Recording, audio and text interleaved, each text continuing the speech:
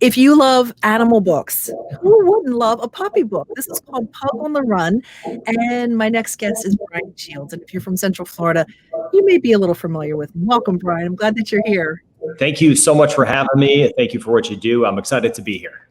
Absolutely. I say that you might be familiar with your face if you're in Central Florida because you've been on TV for a while. Yeah, maybe that's not a good thing, seeing my face all the time. So yeah, I did the weather for a long time here in Central Florida.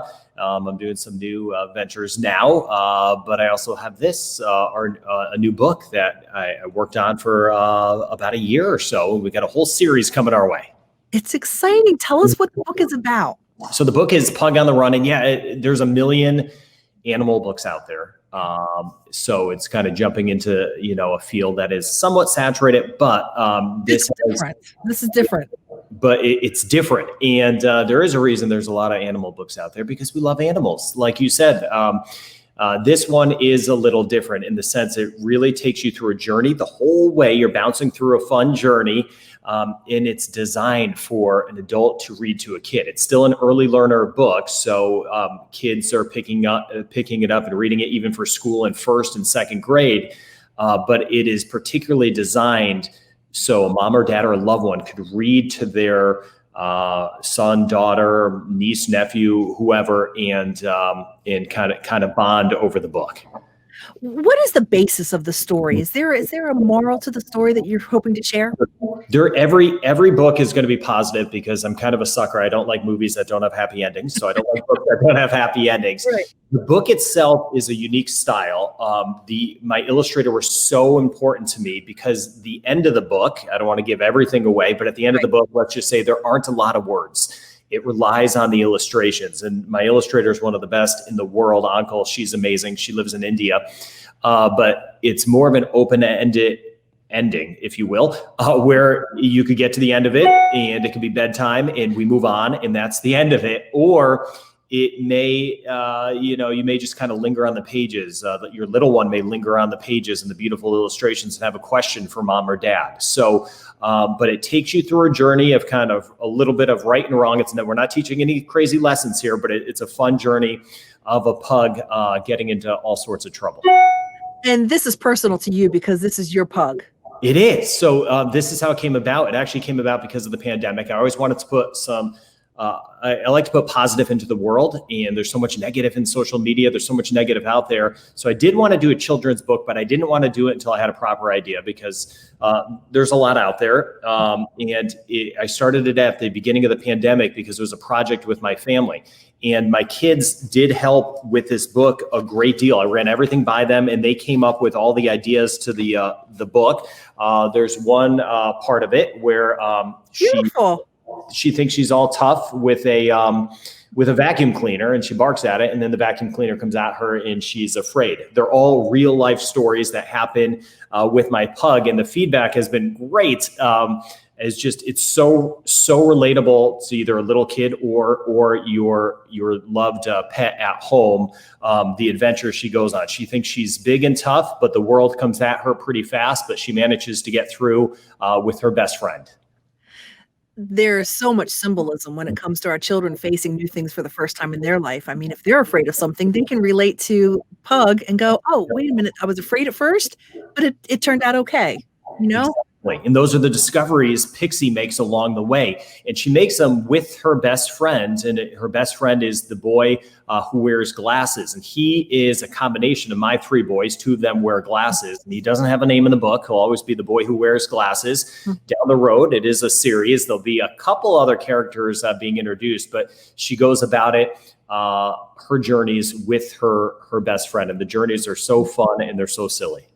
What kind of response have you gotten so far from kids? Amazing. So I've been able to go out and do a few book readings, which has been great. But they come in, and the best part is the videos I get from people, and some on Amazon, some of the reviews from some of the kids as well.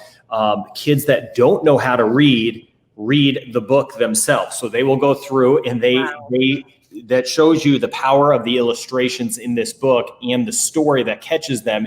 And you know it catches a kid when they will go and they will insert their own words after hearing it from mom and dad first, and they will read it on their own. So that it has been saying everything about the book, that even when mom and dad are done reading it, they don't put it down. They take it around with them and they read it themselves. I think one of the most beautiful things that could come from this is if a child goes to comfort their mom and dad because they're afraid of something that they overhear. Mom, dad, hug through that. It's okay. It's going to be all right. They know that these are experiences, and not just children experience, not just animals, but adults. This is finding common ground as being people. Yeah, and to give you a sneak peek, our next book is going to come out in May, and Pixie's going to be at the beach.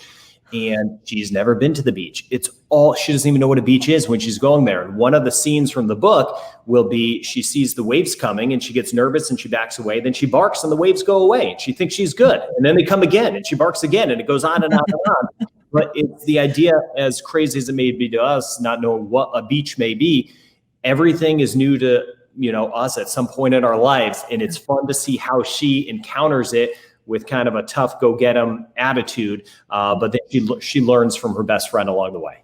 Yeah. You feel like you're walking through the story, kind of holding hands with them, going, okay, there's security here. It's going to be okay. Yeah. How big and grand do you see the episodes going? How many books do you see? Well, we think about 5 to 6 books at this point. One will come out in May. The other one will be a Christmas theme coming out at the end of the year. So that'll be wonderful. So I've been working with my illustrator, and I say she does the hard work. You could see this is my favorite page. I mean, the expression she gets on Pixie, the expressions are second to none. She is a good friend of mine, and it is our book, and we work hand in hand. So there's no changes ever to make with her. She's amazing, so colorful. So we're going to do about 5 to 6 books together and just go from there. We've got a whole lot of adventures planned with this series. That is really exciting. I could see them packaged up when they're all done, selling them as a set. Exactly. Yep, that's going to happen. Yeah, beautiful thing. All right. So one more time, where is it available right now? All right, so it's pretty much everywhere online. It's been picked up everywhere online. It is in some libraries. It's in some brick and mortars. But I'd like to give you the cheapest price right now. That is still Amazon. So if you go to Amazon, they'll ship it out very quickly. Occasionally, there's a discount or two on there. But Amazon would be the place to go to get it at the best price. Wonderful. And Brian, can you just touch on real quick how important it is if you read the book to give the author a rating? The ratings, I mean, are everything. And I've been seeing that firsthand for my first time with my first book. To put a review in there, no matter what site you're on, is very important to authors out there. It does help move the book. And it's one of those things. A lot of times you hear the negative. You don't always hear the positive. So it's true. It's a good practice to have anyway, to put some more positive news out there.